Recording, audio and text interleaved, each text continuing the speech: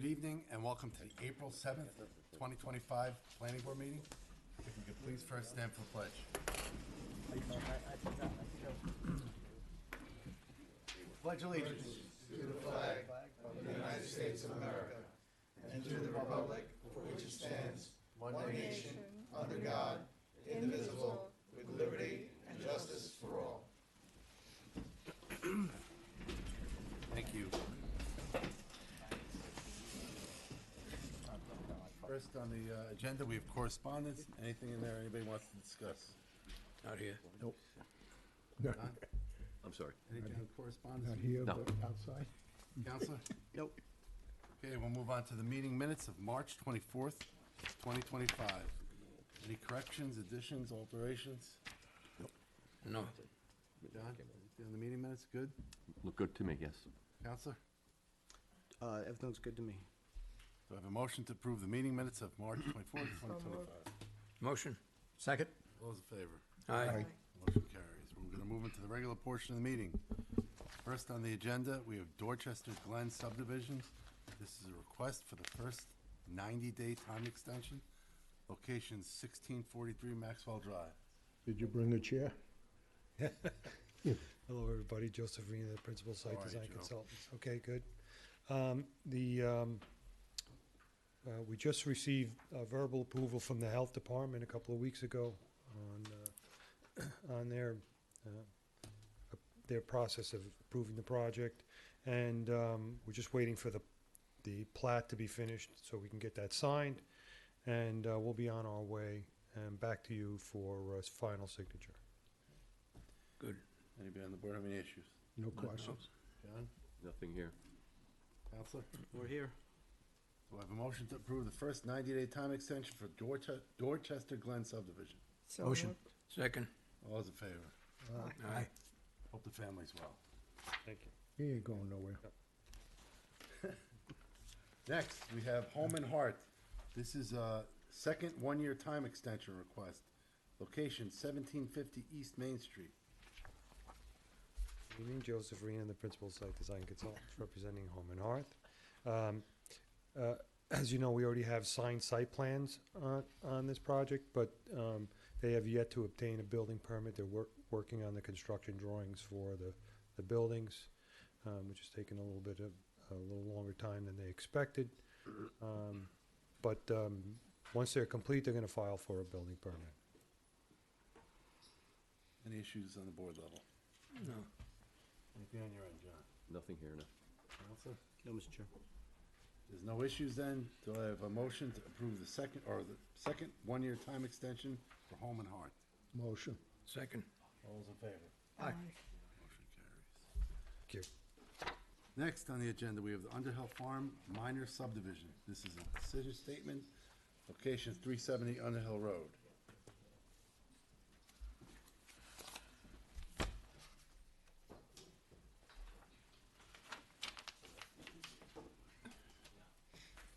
Do we have?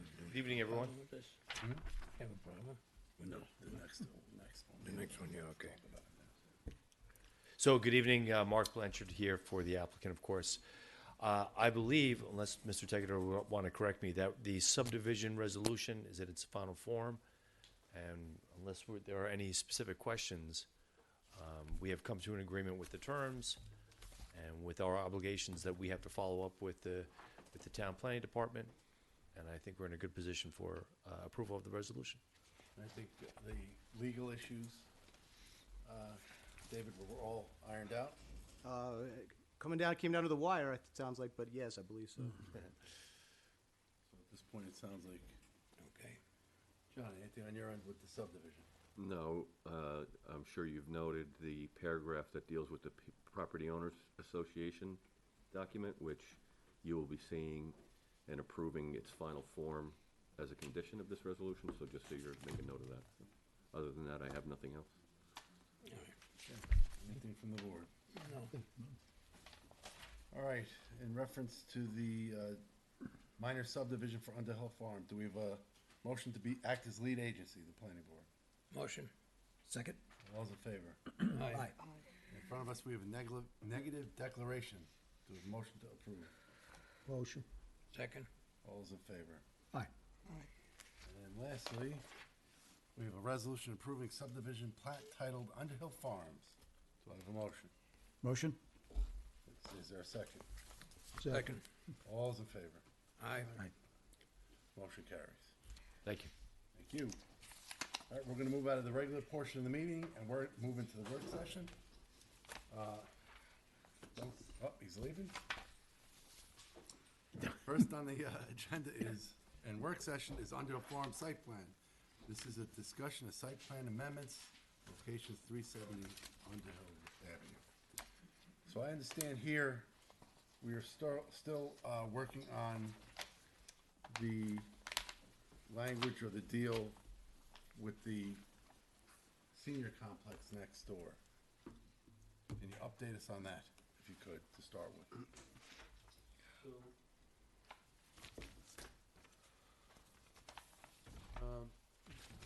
At the last meeting, it was brought to our attention that the footprint for the senior center had changed. So the plan now reflects that. That's this building up here, which has a front entry point where it was as part of the original approved site plan, which is facing 118. There's a drop-off area there. The condition of shared parking, as per the original approval, during the weekdays 8 to 5 is still in play here. So nothing else has changed from that. In When the regards to that parking respect. isn't being shared, who else has access to it? What do you mean? The The- residents? The residents of the apartment? Yes, yeah. The drop-off on 118, is there going to be any associated work on 118 to enhance that drop-off? No, it's totally within the Beaver Ridge site, so it's right here Okay, in that location there. all right. So it's off of 118. Correct, it's not on 118, it's just facing 118.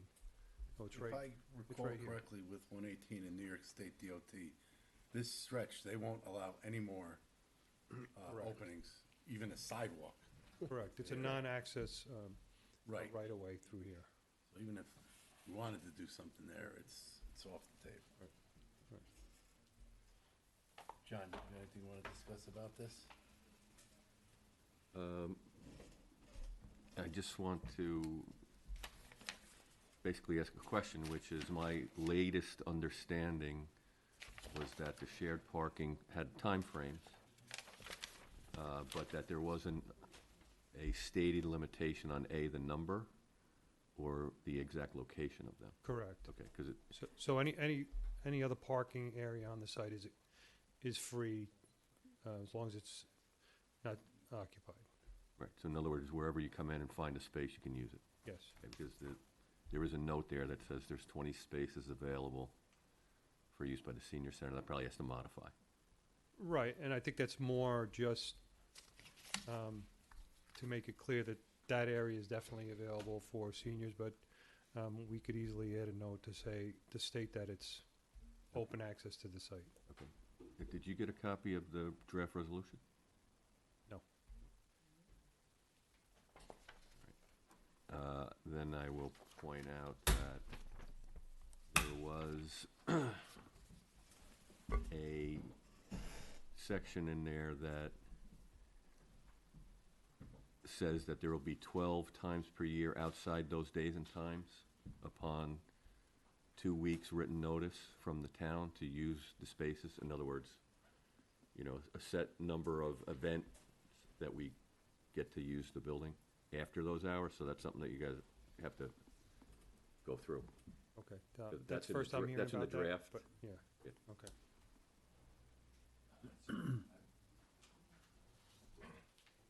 I see it now on the resolution. I don't think we were, I think that's new. I don't remember that, but we'll, That's we'll a, go that's a new ad that, Yeah. that, you know, I just want to point out to you. we'll review that, get back to you. Yeah. Okay. All right, so again, outside of the details with the senior building that have to get worked out, do we have any other issues with what's been proposed? No.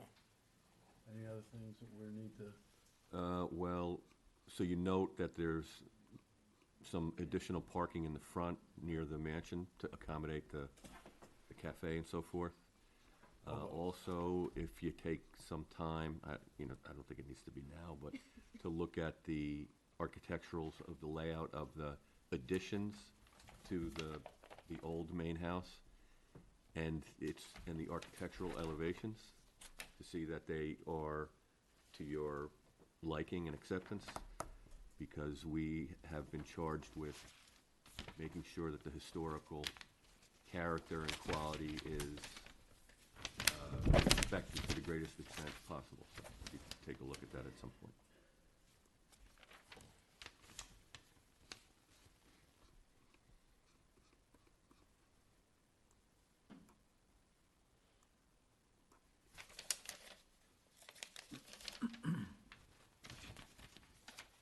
On the flat roof part, I believe it was the add-on kitchen. Are those windows going to mimic or mirror the ones that are on the main house? According to this drawing, they look a little bit different. Yes, yes, they're going to They are? replicate that. And again, I'm not an architect, but I agree, and it looks like the shutters, if we could carry that across the rest of the building too, to make it look as close to the original structure as possible. But to me, it looks fantastic. Looks good to me, too. Yeah. Devil's in the details.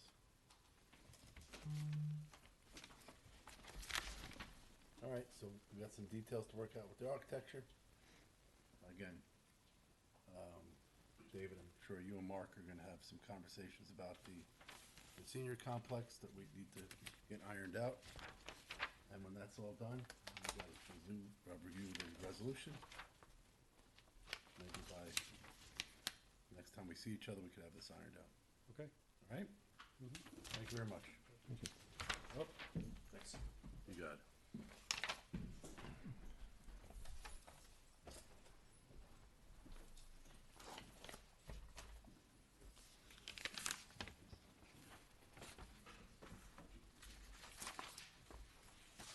All right, next on the agenda, we have Mondrukis. This is a discussion of the site visit, locations 3665 Varga Street.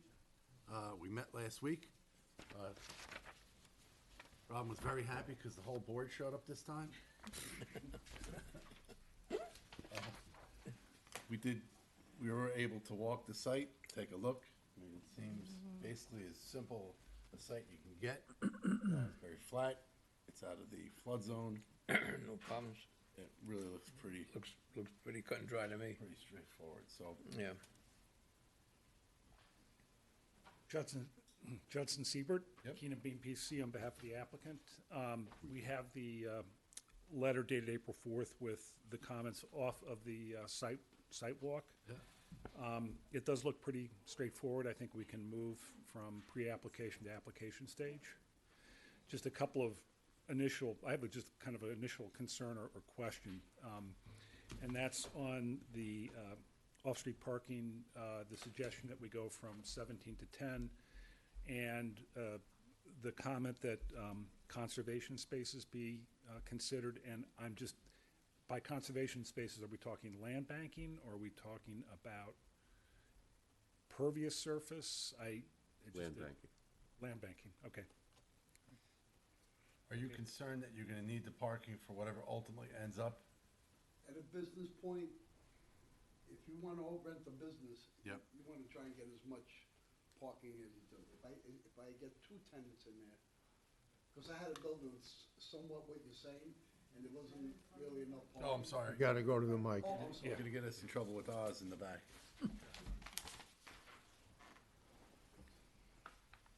And I had a place in Tuckahoe, and the parking was really restricted, and I ended up having 2 tenants. And I had this problem before, and they were always fighting. Oh, you're taking my spaces, you're doing this, your customers are here too long. Then I gave a signed park. It was only like 6, 7 park, and I put, you take 3, you take 4, or we split one in the middle, and they always ended up fighting. So if I could get a couple of more, I understand where you're coming from, if we could get a couple of more, we could work out a couple more spaces. A little more, the better. That way, there's no arguments, you know? What about connecting with the funeral home parking? That right now, legally, he has a lease right now. We're negotiating a new one. If it doesn't happen, we could probably explore that, visit that option. Making a cut through or, you know, it would be a lot easier.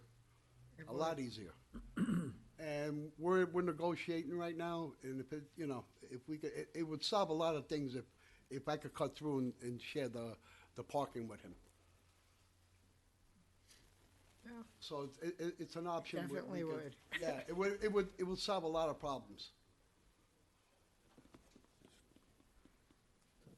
I know in a lot of these, I mean, here we have the same owner with both properties. Obviously, there's a lease in place. But even with some of the other developments we've seen with the shopping centers, we've tried to get them to connect for ease and flow. And clearly, if you needed more parking, you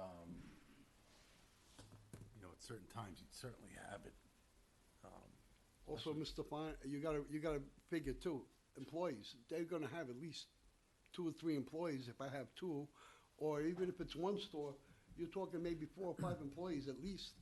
So there goes half your parking right there. Does it have to be a drivable pass cut through? I mean, you could have a walking path from one lot to the other. Good. In fact, creating a drivable path might create a cut through of some sort where people would try to exit out onto, you know, well, it might not be a Go bad through idea the because you other get away lot. from that mess of an intersection up there. But do you need a drivable? I mean, No, it would have to be an agreement between.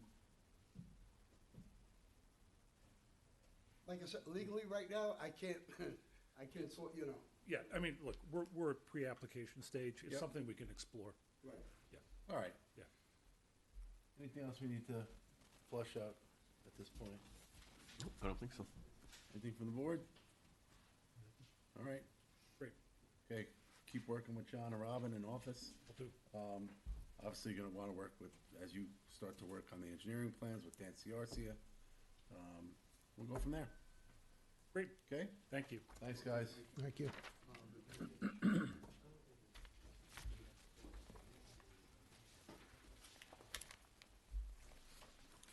Okay. Next, we have the Miragio Restaurant. This is a discussion of special use permit for outdoor seating. Location is 19 Triangle Center. Good evening. My name is Jim Flandro. I'm the architect for the project. We're here in front of you for a special use permit for Miragio's to do an outdoor dining. Where the location is Miragio's restaurant here. Out in front of it, there's a courtyard that we would want to, right now is a grassed area with some paving and a couple of trees, to remove the trees and the paving and flatten out the grass area for the outdoor dining area. So here's a rendering of what we proposed. We did the calculations for the building code to see how many seats we would be allowed. A maximum with the amount of bathroom space in the building, we're allowed 114 seats, but that would all be up to what the board, if that's too many, we're happy to lessen that by a bit. The layout of the seats are just to show representation of all the different areas, and it shows you we have a lot of space still left over. What we're going to propose on doing is have more of a free form of seating, make sure we do have the aisleway for the egress components to get in and out of the spaces. We are going to do a ramp directly across from the doors into the main restaurant, and we have a second means of egress over here. Our lighting, we're going to have a couple of poles coming up with some lights off of that. It's going to be a raised deck. It's going to be a composite material, and we're going to have planter beds around the outside of the structure to enclose it, give privacy, but also give some security from people just walking in. They can't just walk onto the space. And those planter beds are going to be flowered, per the season. They're going to get changed in and out. Any concerns from the board? How many seats in total between the restaurant and the courtyard. You got 116 outside? 114 outside, and we would have a total of 440 total. So we have right now 326 for the interior and the extra 114 the outside. Am I to understand that you're doing this as a raised deck, the whole thing, or just the perimeter of it? It's gonna be raised off of where the grade is now. Part of the grade is gonna be sunken down, we're gonna remove it to lower the grade a little bit. So it's not gonna be really like high. So It's you're it's gonna just basically step up It's gonna to be it. like a step or two up. So on this side here, it's almost gonna be even with the curb side. It's just this side of the sidewalk is much lower than this side here. So we're gonna kind of soften the edge a little bit, and this side is gonna be raised a little bit. Is there an enclosed area in that passageway? I drove by it, it looked like there was a playground or something. Back here, no, not in our area. Right now, it's just grass and some Okay. paving and some trees. There's a playground that supports the daycare center. I think that's farther along this, further along along. the path back here. What's the decking material? It's gonna be a composite. We haven't decided on which. Open joints, so Yeah, so the theory is 100%. that everything will drain through and into, and it will behave in the same manner that it did before, right? 100%. That's why we wanted to do the raised platform instead of regrading everything and putting pavers down and trying to capture the drainage. Is this area covered? This area was not covered. No. The area along the walkways are covered, but this area is open. You're not, I'm gonna ask, you're not anticipating putting a tent-like cover over it for additional usage? I have not had that discussion with the owner about doing that, so.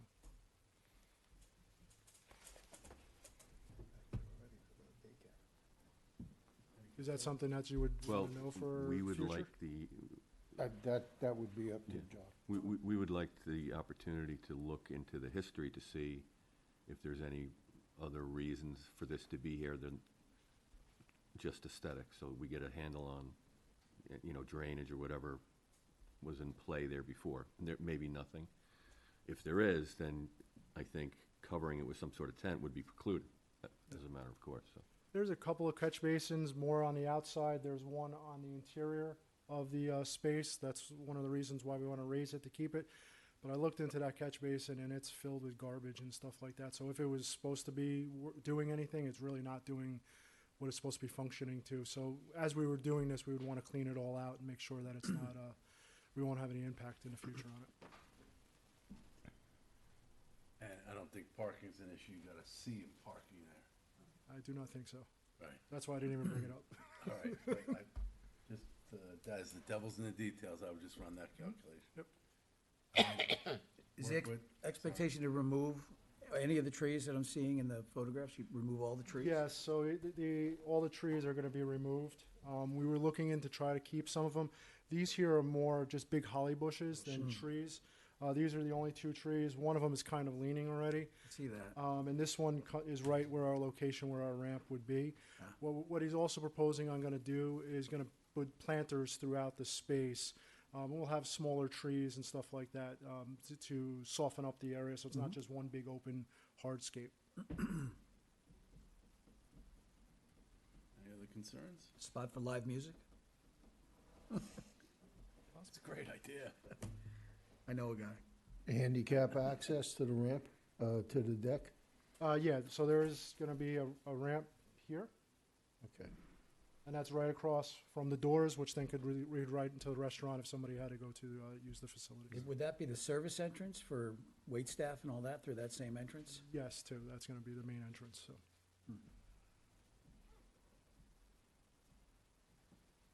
All right. And we're proposing it at 4 feet right now, so if the board wanted us to make it a little larger, we'll be happy to do that, so. I would start working out the details with John Raum's office. I saw Dan just walked in.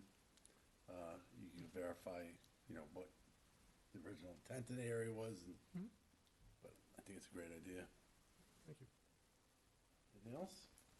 Is there, just to stay on that one, my thought for a second, is there another way to have the servers enter the dining area outside than through the main entrance? So they have a party room off to the side here. Yeah. But he doesn't want to have, if they're serving outside and they have a party, for people to be coming through the party room. Yeah. So mostly he's going to be coming in and out of the main door. Got it. Yeah, I asked him that also. I said, "Oh, you're going to have a separate entrance for the servers?" And he's just, as when he explained it that way, if he has two different big events and something else going on, it's just going to. Yeah, but you, Become if you have confusing. a building that could possibly handle 400 people, serving 100 and some odd people outside and 300 and some odd people inside, and you have a 4-foot entrance, you're kind of looking at a funnel. Well, the 4-foot entrance is only for the 100 and so people on the deck. The rest of everybody else is coming in and out of the main door, and there's other doors in the space for egress components in the main building. Only for emergency. Yeah, mostly from just emergency. That's the way the existing building's That- laid out. I and understand that, That's what it yes. is. I've done the calculation for the 114 and what we needed for egress components, and we comply with the egress components, so. But like I said, if you want me to make the ramp bigger, I can make it wider. It's not an issue, so. Whenever they decide Yeah, they. work out the code details. and- Right? Sounds good. Very nice. Thank you, guys. We've been waiting a while. So have I. Have a great night. Take care. That's gonna be nice. All right, next we have a ZBA referral, 04-25, locations 2853 Hedwig Drive. How you doing? Good, how are you? Good.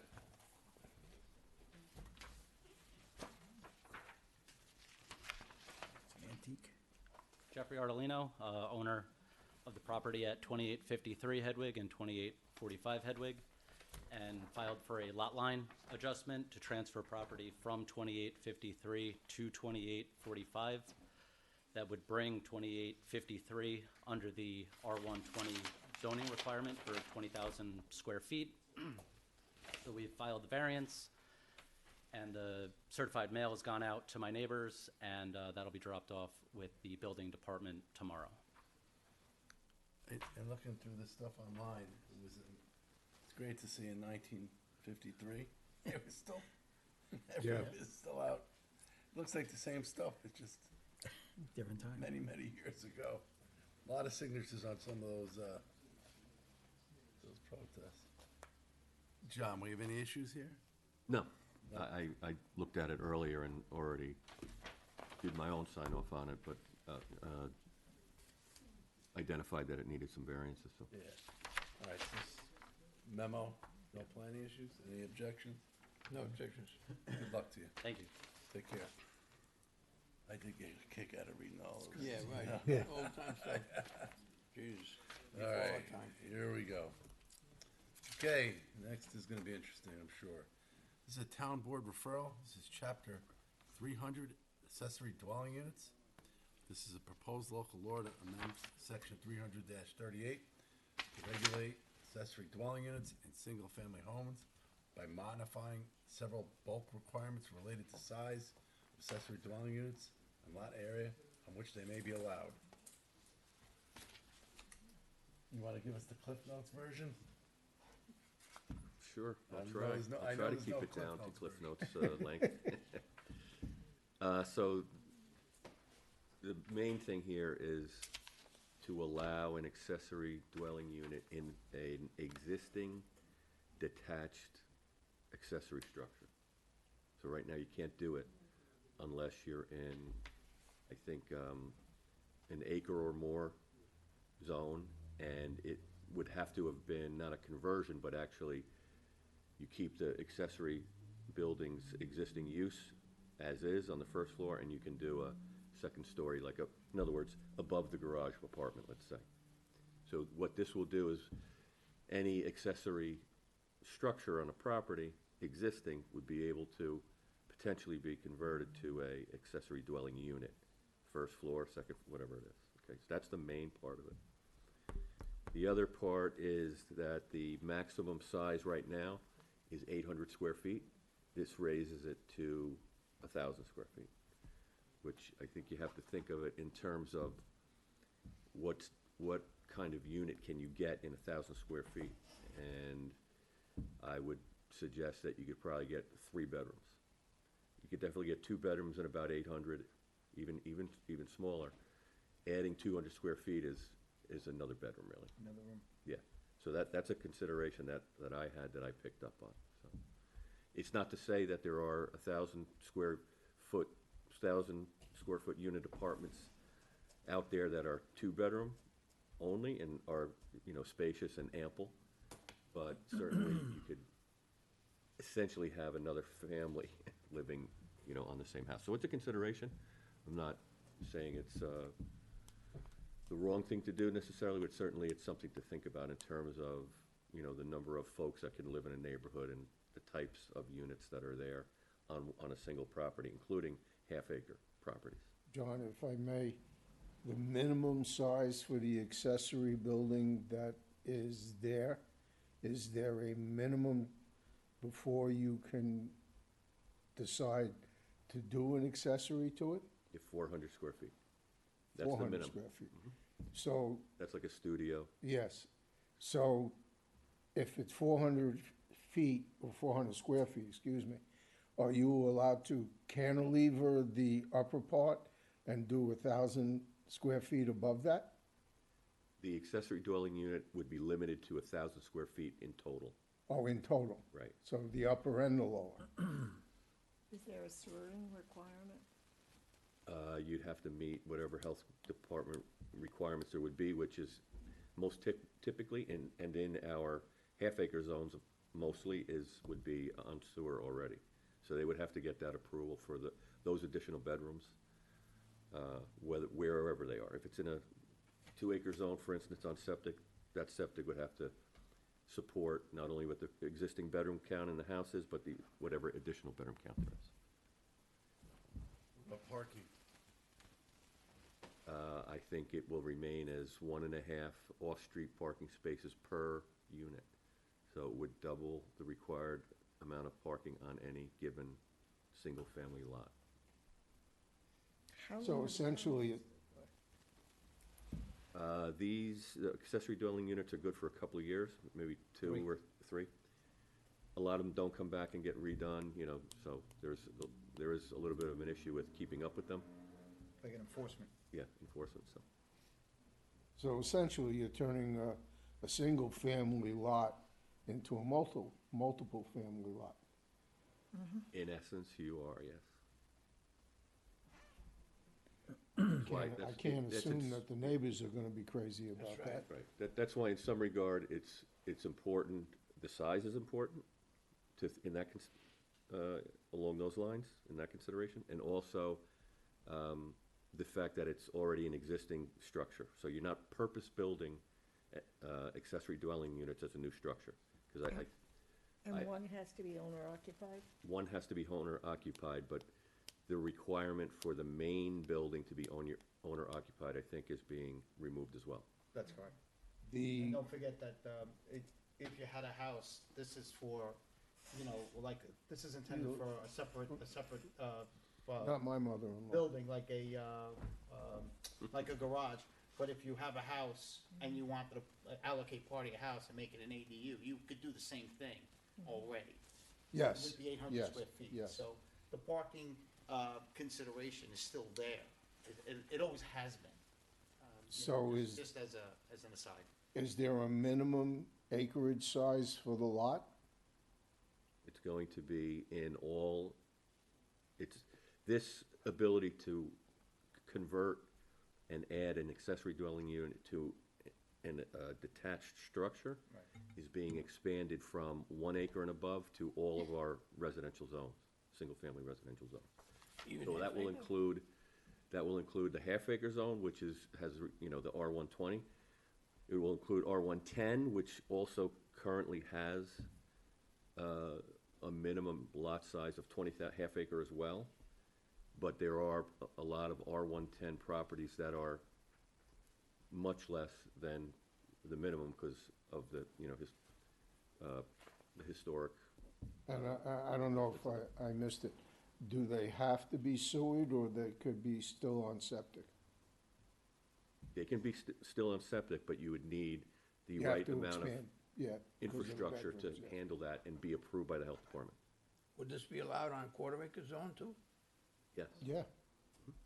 Yeah. It's crazy. I don't think it's great. I mean, you think about life today, kids moving home, parents sticking around. I mean, you're thinking about it as an income-producing apartment. No, I'm thinking about the neighbors having more cars, I'm thinking about changing the character of the neighborhood. changes character, sure. I don't know about that. What would be the process? So let's say Mr. Garrigan, he's got a detached garage on his property. He decides he wants to have, part of his family move in there. Walk us through how that process would go. It goes to the zoning board for the special permit, So straight to the zoning board, straight to the zoning board. they make sure it complies with the applicable codes. Mhm. Make sure it goes to the building department, and then every 3 years, someone's gotta, You gotta Re- re-up your permit. and what happens if you don't do that? It's a Well- good question. It would be illegal, and you really don't have the right to occupy that unit if you don't maintain your approval.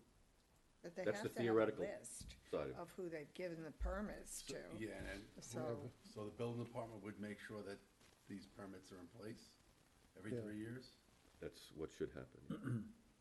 There's a lot of them, I think we have, not with this type, but accessory units in homes. I think we had about 170, give or take, so. There's not a small amount of them. The number was fluctuating between it was like between 150 and 250. It wasn't clear, exactly clear. How many are but- out there now? But yeah, but it's about that, So we currently have them in-home now. yes. This would just allow it. We currently have them in-home on larger, Right.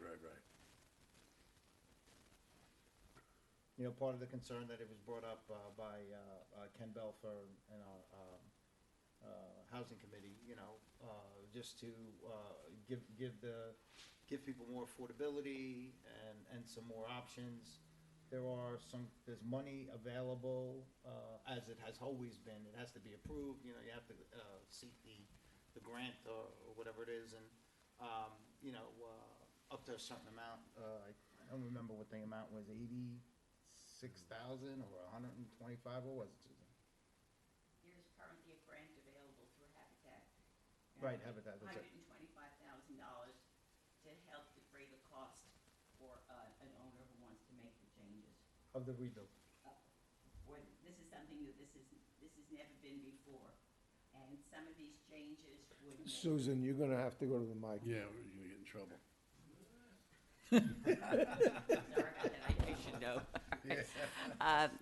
There's a special grant that's available that the town participated in Habitat seeking, and Habitat works in conjunction with Pace University and also Housing Action Council, which vets the owners. That there are all kinds of restrictions, whatever. So the $125,000 would be for everything from design costs to the actual construction. 2 homeowners in Yorktown have already qualified for this program, and one of them, there's absolutely no cost to the homeowner. Another one, there is a cost. As it was said, this has been in existence, the ADU law for Yorktown, for many, many years. You said like 170, 200. The 2 of the key changes here is making, the current law says the owner has to live in the larger one. If you think of a senior couple, all right, they have a large house. They don't need all that space. They want to downsize. Maybe they want some additional income. They could take the smaller unit and have somebody else move to the larger unit. Also, the way that grant is written, would have to be 1,000 square feet, where the size of the ADU unit. Where now it would be 800 square feet. So if a Yorktown homeowner wants to apply, automatically they look at the code and say, sorry, you're not going to qualify. So that would be, a handicap, for that. So those are the major changes. There's the detached component, There's the lowering of the acreage that's required in the other zones, pretty much all our zones. And there's the raising of the square footage, and there's also the component that Susan just mentioned that, you know, right now you have to live in the larger portion. And this would remove that requirement. So hypothetically, a parent can move into, I'm gonna say the garage, you know, but, you know, and have the children live on the property with them and. All right, And also so with the- this, excuse me, Susan. Oh. With this in mind, how do we figure, or is it figured in this, the infrastructure? If you go to a neighborhood and you allow this in every house, you are essentially you could possibly double the capacity of that neighborhood going to a local sewer treatment plant. Who's going to defray the cost for that upgrade on the sewer treatment plant? Well, for one thing, when they go to the zoning board for special permit, there are multiple sections in this section of the code that say the zoning board has to consider impact on the neighborhood. They could deny this if they think it's going to have a negative impact on the neighborhood, on the abutting property owners. They could require additional on-site parking, landscaping, all of those things in terms of neighborhood character. And if there are too many in one neighborhood, they could say too many in this neighborhood. This question came up when the town board was discussing this, and there I were think multiple. that was one of the concerns that we might bake in a requirement or a proximity kind of requirement where. And then you can't have open too yourself up to lawsuits. many- Well, Well, but the zoning board. You can't have a cluster, like you can't pop up as a cluster. That was one of the discussions. I think John's main concern was the going from 800 to 1,000, because that Yeah, kind of, that's- now you're talking 3-bedroom level. Absolutely. That was, I think, John's major concern when we had the discussion at the town board. And that also figures into a senior couple needing the smaller space, so it's the same kind of thing. And if you think about some of the high ranches that we have in Yorktown, one of the major types of housing we have, if you do it 800 and then you only block off, let's say, that lower level, and it's limited to 800 square feet, then you have a never land of some space. And this came up at the town board meeting. Well, we're not going to count that for the ADU, but then it's sort of like space, and who's going to use that space? To answer your question about the sewer, I think if you had one more household living in a neighborhood, that's not going to impact the. No, but my question is, it's not one more household. If this household does it, and the next household does it, and the next house, if you wind up doing that down the street, you can basically turn 10 houses into 20 houses. Well, no, but the ZBA is going to say, no, we have too many You in this. don't know that the ZBA is going to rule Well, that way. Well, that's also a public hearing, and if there's better enforcement about renewing the permits, as there should be, because it's a very simple system to have a file that says this permit expires, in January of 2027, and somebody has to get a notice, and you penalize them or something that you do if they don't Susan, comply. I think we should turn it back to them, let Yeah, them have their but discussion. these are some of the issues in terms of why the changes, and I don't think there's been any problem with the ADUs over the years that it's been. It's only 100 and, I'm sorry, you're I have one- absolutely Susan, right. It before you should go, I have one back to the question. board. Are you aware of what the exact wording or what the exact restriction is for the granting mechanism related to the 1,000 square feet? Well, that's what I was told. I was told that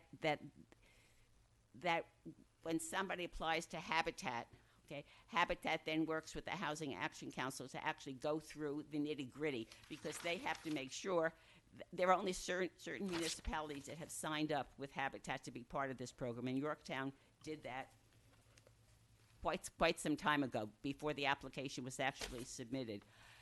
But then a homeowner comes, but then the homeowner might not know what the regulations are, and certainly Habitat doesn't know what Bedford or Somers or Newcastle's regulations are. So I was told that Housing Action Council then looks through the regulations, and that was one of the issues that came up. Well, that's my question is, Is it the requirement to be eligible for the grant? That grant. the municipalities' regulations allow up to 1,000 square feet? Is No. that what it is? No. The way I was told, if No, somebody because in the Yorktown the applied grants are- now, Excuse me, the grants are available currently for ADUs that are up to 800 square feet. So if it's 1,000 square feet, I don't think the grant regulates or requires it to be 1,000. The grant is still available if our law said 800. Oh, Why? okay. Because we already have two, Susan said, that have already applied and have already been granted. Well, right, well, that's been brought up as one of the restrictions. So I was Oh. wondering I think exactly this how is- that is working. well, I think this is a town, the law would be, the new ADU law would be just a town requirement that we would be expanding. It's not something that is required by the grant process. So if it remained at 800 square feet in our regulation, a homeowner that is going to build an 800 square foot accessory dwelling unit could get the grant. Absolutely, they're getting it If now. I could, John. I'm sorry, Hang that, on one second, Susan, I'm sorry. Yeah. I thought these were on existing. Existing, yes. oh yeah, the building has to Oh, have let me ask you, existing. When we get an application in front of us, let's say a subdivision comes in, Toll Brothers or something, and they wanna build single-family homes with detached garages. That's a brand-new application. Yep. Do we have to look at that as if all these garages could at some point be? No, Well, no, yes. the building If has, that- If there's a potential for Susan, that, let them have that discussion. if there's the please. potential for that in our regulation, then of course it can and should be a consideration of yours. I think the way the law is written, the existing law, which isn't being changed, is that the structure, that the house has to be in existence, I believe it's for 2 years. So you can't have a new house and suddenly convert that was okayed as a single-family house suddenly becomes a two-family house. The other point that I want to make is when the Community Housing Board, I know some of this because I'm the liaison to the Community Housing Board, and that's why I've been more involved. Before they brought these suggested changes to the town board, they met with the zoning board. And they went through a lot of these issues with them, and one of the issues that was raised was the increase from 800 to 1,000. And I think, don't hold me to this, but I believe that they were told by the zoning board that sometimes people do ask for variances on the 800 limit, and the zoning board, if they feel it's appropriate, will grant it. So that's always been an option. So, Rich, the idea, I guess, to answer your question, Yep. in the existing law, Yep. if it meets the correct acreage, if you build a bunch of units and they all have attached garages, those attached garages would currently be eligible. Right. Right, so it would be, we're just adding the component of a detached garage, but you would have the same consideration. Of course, the acreage is different, in the existing law, which you guys could recommend something different, I don't know. But, I think it's the same concern, depending on the zone right now, for you guys. And I don't know how much of a concern, that's up to you guys. I think there's a lot to absorb here. I do also want to hear what Aaron Bach has to say on it. So if we could ask for an extension, Okay. 'cause it is a lot. There is a lot. You know, I also want to point out that Toll Brothers would have to have a homeowners association, which I'm sure would address this issue in its offering plan. And I think one thing really has to be emphasized, because I'm seeing it, I've been around a long time. And what I'm seeing are a lot of parents that own homes and young people, childcare, as per the Wall Street Journal, it runs over $20,000 a year. And what we're seeing more and more of are people, one parent passes, the other one stays, and it's much more efficient to run things as an ADU than it is to look for a studio apartment somewhere for mom and try to get her there to watch the kids. It's really a function of the family at this point, and it's happening more and more. Yeah, but that shouldn't be our concern. Our concern should be that we have to keep. You don't think? I'm saying that shouldn't be taken into consideration, because I think we should worry about the effect on the neighborhood, the effect on parking, the effect on sewers. The other thing is irrelevant. The fact that somebody wants to come and live with somebody, that's irrelevant. But we want to make sure it's done I safely think and not if to we're ruin the neighborhood. talking about a family neighborhood, it's not necessarily irrelevant, because you need to, if your childcare is an essential component of any family neighborhood, the question is, how is it provided? And That's kind of a simplistic way of looking at it, because you're assuming that it's going to be family to family. It's not going to be family to family after the family, if grandma dies.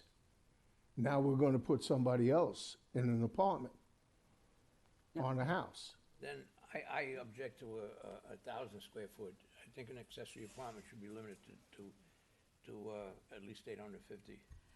And then the other objection is that it is eligible for grants. So why should the taxpayer pay somebody to build an accessory apartment in his house? He should pay it himself. Well, it's well, based on that's a income. different issue. Yeah. Habitat. Can I just say that the public hearing on this is May 6th, and I would make a suggestion, again, I just speak as liaison to the Housing Board, is that you have another meeting later in April, that you have somebody from the Housing Board who worked on this come and answer. They would have more specifics about the law and the grant and how they had the discussion with the ZBA. Since you want more time, and I understand that you have a lot of, lot of questions, and they would be the best ones to answer it. I'm just a secondary spokesperson, Thank you. Has the ZBA weighed on this yet? They met with. We haven't gotten Not anything. that I know from of. The housing board met with them informally. They did. Discussed it, so, but I don't know An that. informal meeting, or? Yeah, I don't think that, I think so. I don't think the zoning board has issued any official comments on it. The housing board has an agenda, remember that? Okay. So, the purpose of the referral, I guess, is for you guys to consider. I think that the bullet points is the character, right? And how that's going to affect the character of the neighborhoods, if it does, if it doesn't, if at all, if it, whatever you guys. You're looking at the acreage, right? Where we're proposing, the law is proposing, pretty much anywhere. You guys want to consider that might not be, it might be too broad. Maybe what we have now is too limited, I think, what we're looking for is, whether you want to keep the attached requirement, or if the detached requirement or allowance is possible. The living space requirement, does the homeowner have to live in the larger part of the unit? Just like they have to, that's a requirement now. The proposal is to remove that limitation. And, so you can have somebody live in the main part of the house, and then the homeowner move into the smaller ADU that they built. That's that. I think that's. And then lastly is your square footage requirement. The one thing that I really do see I think that's what is- you're looking at. Yeah.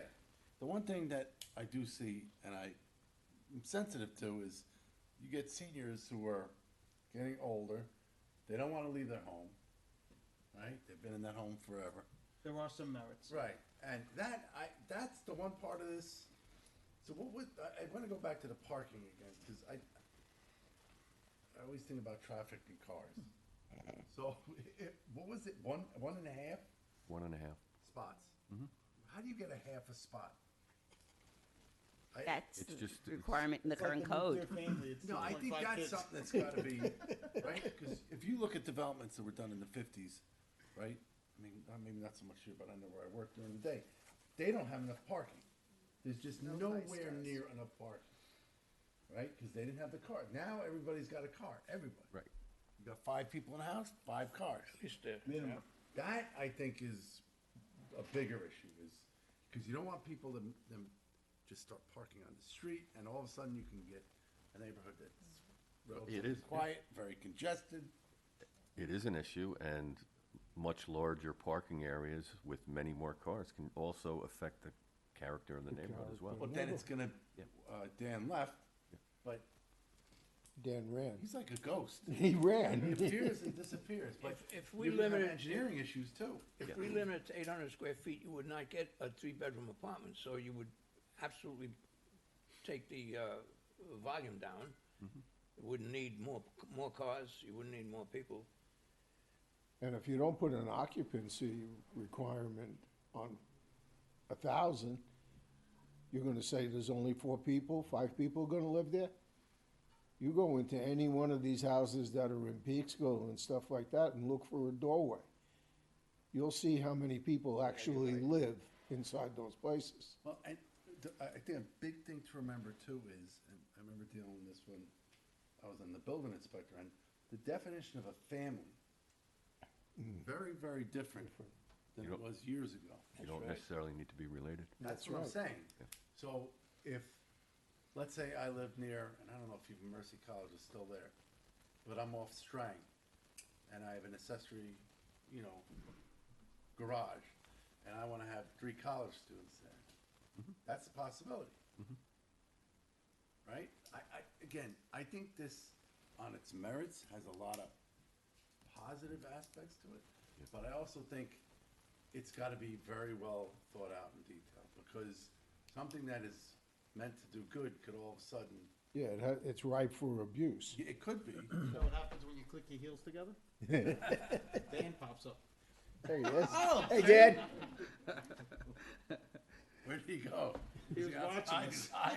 Inside. So, It's no place like home. Here he is. if we're looking at, again, I'll use Rob, because he's got, I pass by there all the time. Very beautiful historic home with a very large detached garage. It has an Right. illegal apartment, or Apartment up had an there. illegal apartment upstairs, See, but, and again, I think this could before also- I got there. You could also, kind of clean up some of those issues too.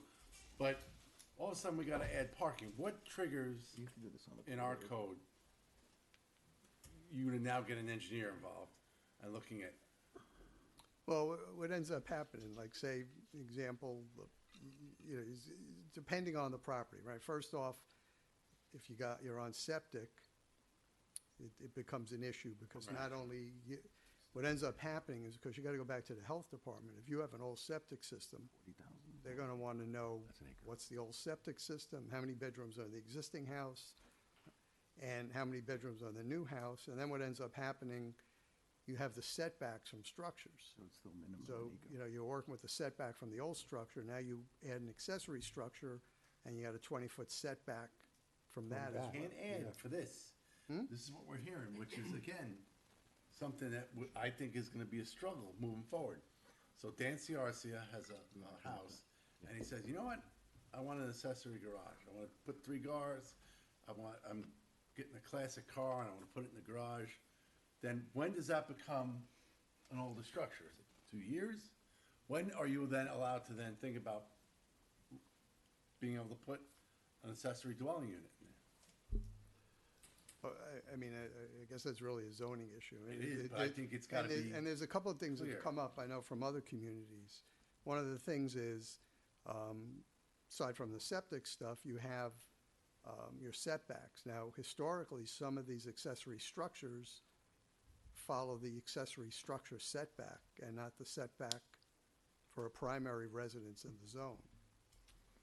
So that's a sort of another sort of subplot to this, that you may have an existing garage that's 10 feet off the property line, now that all of a sudden turns into an apartment. Right, so then, that's even, Yeah, so now it doesn't meet the setback Right. regs.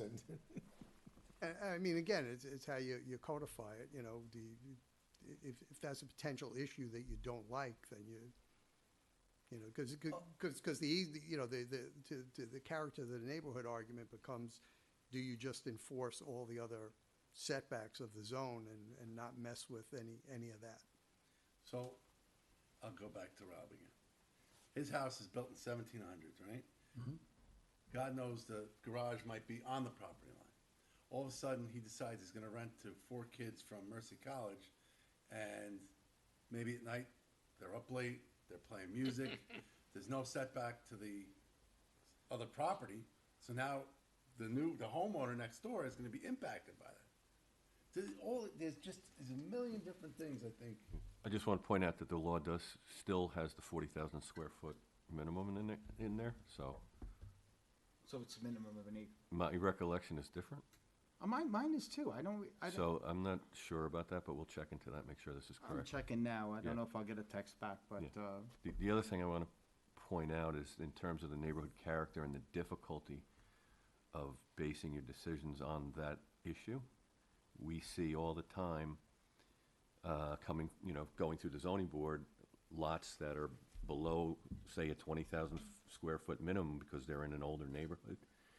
We just saw one a couple of weeks ago that was trying to combine a couple of lots together, and you're actually adding a lot where, on an amount of space that is less than having just the one lot. So in other words, that proposal, for instance, was reducing the amount of size that the existing unit was on and creating another lot on a substandard amount as well. That's difficult to review and make a decision on based on neighborhood character. Can it be done? But you really have to be very consistent from application to application in order for it to stand up. So, It's just, this is one of these things, and I'm gonna use solar, right? Because we approved a lot of solar projects with the codes that were in place at the time. Now, you've been into that for a few years, everybody's saying, ho. It's too much solar, right? We gotta really think about what we're doing here. I just think, and I gotta be honest with you, as one member of the board, I like the idea of ADUs. I just think it's gotta be it's gotta be very well thought out.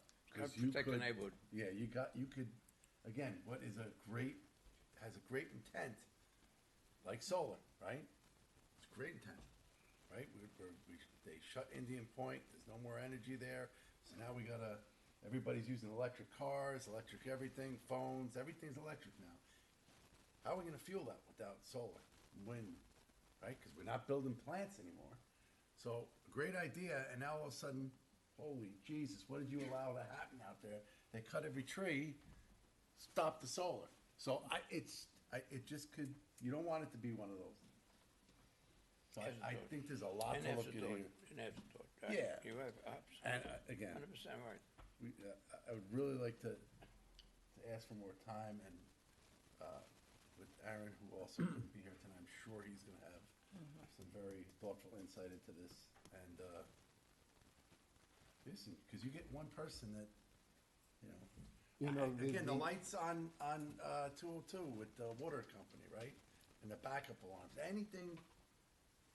You gotta think about it. At the end of 3 years, it's over. You're not getting your permit renewed with 4 kids from wherever. As long as the enforcement keeps up with that, if you do not anticipate, if this program, let's say, goes further with the approvals that they are looking for with this, you are going to quadruple, if not triple, the capacity or the amount of houses or units that can be produced.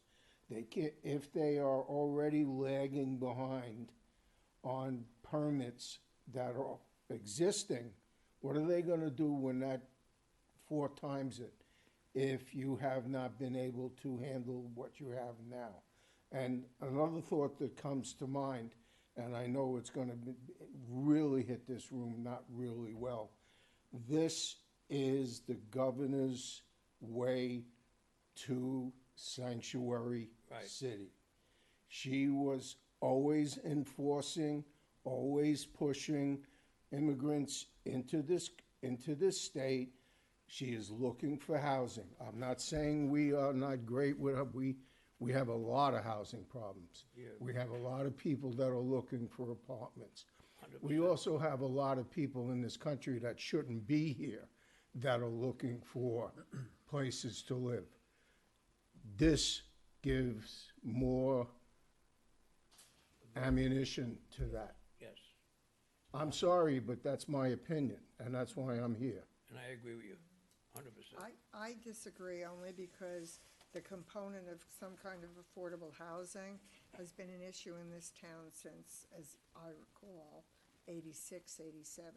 Yeah, And if, I understand where you're coming from, but that was a long time before the whole immigration thing became an issue. And I think another component that concerns people I've seen in my neighborhood is actually the senior aspect of it, because I've seen a lot of. I'm not saying it doesn't have merit. It does have merit. Just let me finish.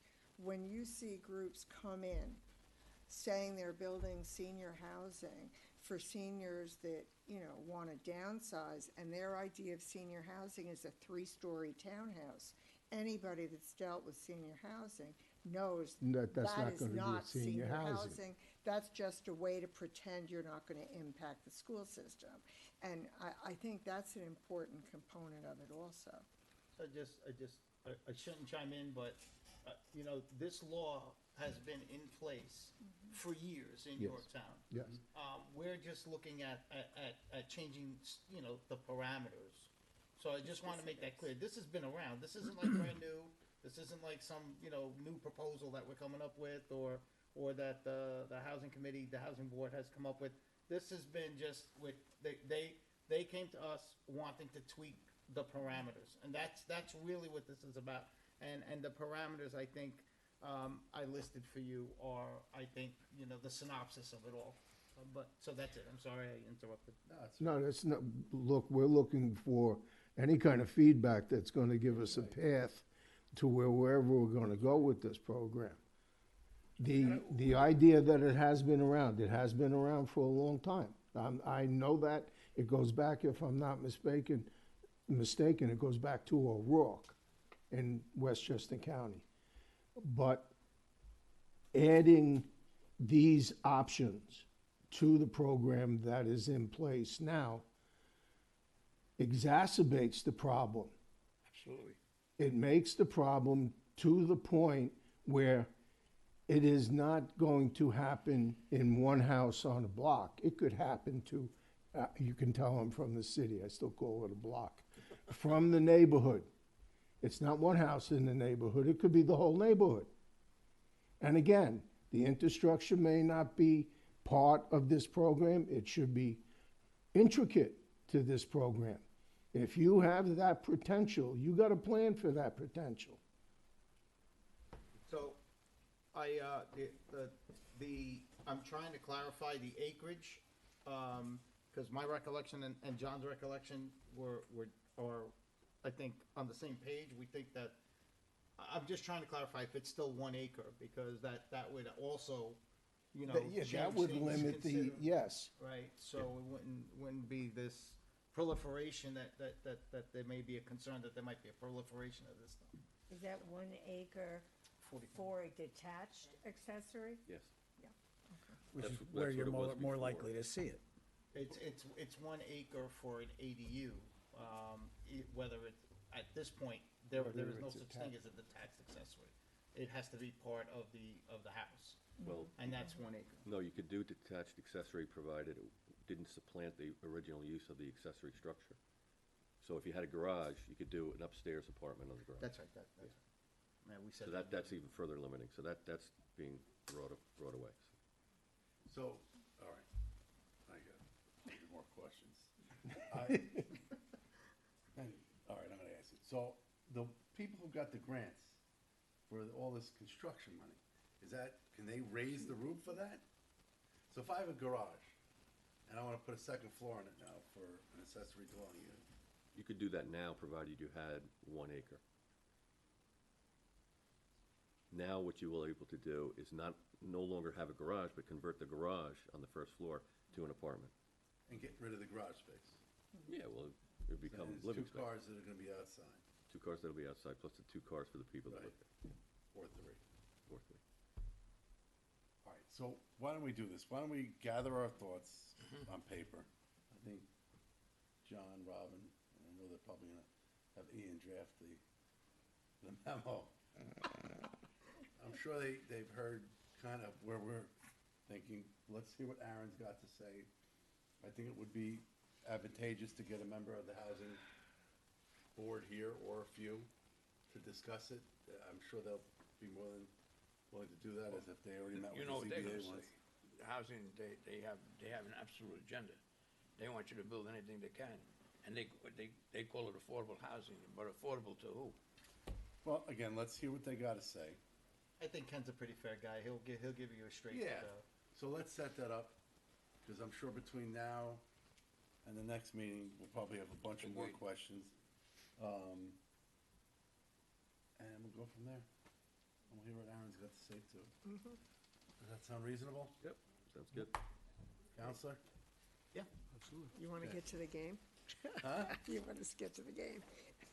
Game's starting, no, it's starting at 9, right? Oh, I thought it was 8. They're in Detroit. It is 8:50.